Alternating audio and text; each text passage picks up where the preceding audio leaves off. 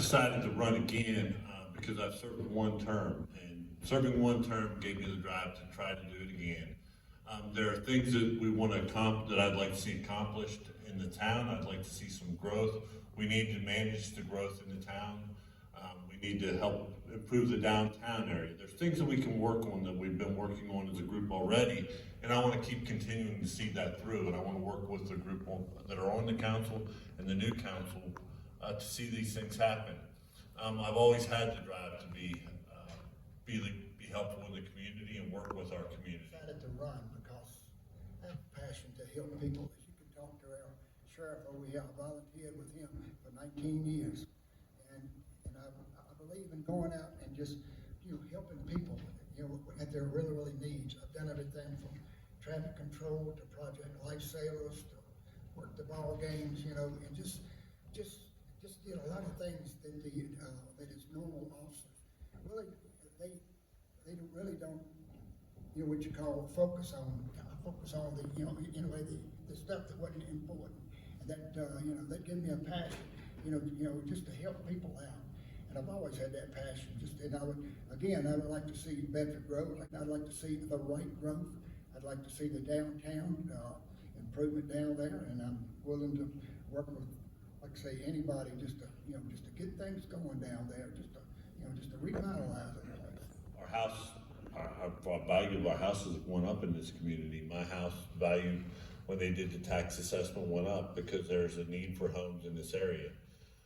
We also have the apartment complexes coming in that are affordable, that people can afford to live in. So we need affordable housing, and we need housing for people to live here in our community, because we need people to be here to spend the money in the community, to support our businesses. We need people here to be able to take some of the jobs in the community. We need the people here for that. A beautiful area. People love the mountains. People love to see the mountains and visit the mountains, and people want to live here. So now the question is, how do we help to bring the housing and bring the people here? Some of it's coming automatically. There's some places that are already wanting to build houses and asking for homes here. There's some places asking for high density homes. So there are people that the contractors see the need for the homes, or they wouldn't want to build the homes here. Help to make sure the zoning's proper, and make sure that we have the managed growth to keep our community safe by having the right housing in those communities. What really get me is when I come into Bedford, coming up over 60, I see the signs, life, liberty, and happiness. And I believe, if you get the right community, develop without really crowding people in. And I know we just listened to an issue about a month or so back about building too many homes in a certain area. And I can understand where they're coming from, but you gotta have happy people. And you gotta have people getting along. If you don't, that creates a lot of problems. And I really keep that in mind when it comes to the housing zone. And I'd be willing to work with any type of situation that would come up, and any kind of ordinance, anything like that, just to promote growth. We need to make the downtown appealing, to make people want to come to it. If it doesn't look appealing, people aren't going to want to be there. So there are things we can do downtown to make it more appealing, to make it more attractive for people to visit. If it doesn't look attractive, people aren't going to want to be there, and then the shops aren't going to have the people shopping in them. But we do have on Saturdays, I'm downtown a lot on Saturdays, and there are a lot of people who visit Northbridge Cafe. So there are some businesses that are doing well downtown, but we still need to fill. We have, I think I counted the other day, 8 open buildings on one street. So we have a lot of open buildings. The biggest problem, I think, is for that we can solve, is help make make it presentable. The parts that the town controls, sidewalks, lighting,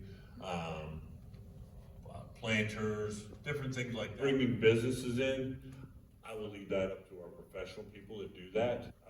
I will rely on our staff to bring the businesses in. We, as a council, need to support them.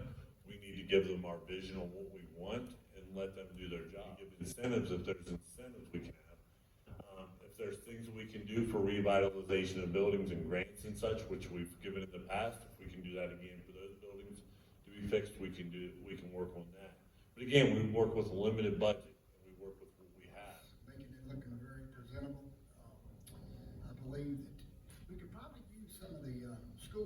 year, because matter of fact, I was a substitute teacher up in one of the schools, and one of the things that they would go out and do, they would go plant all the flowers down at the Wharton Garden and stuff like that. Maybe get them involved, get some volunteers involved, because I really learned a lot when I volunteered at the sheriff's office.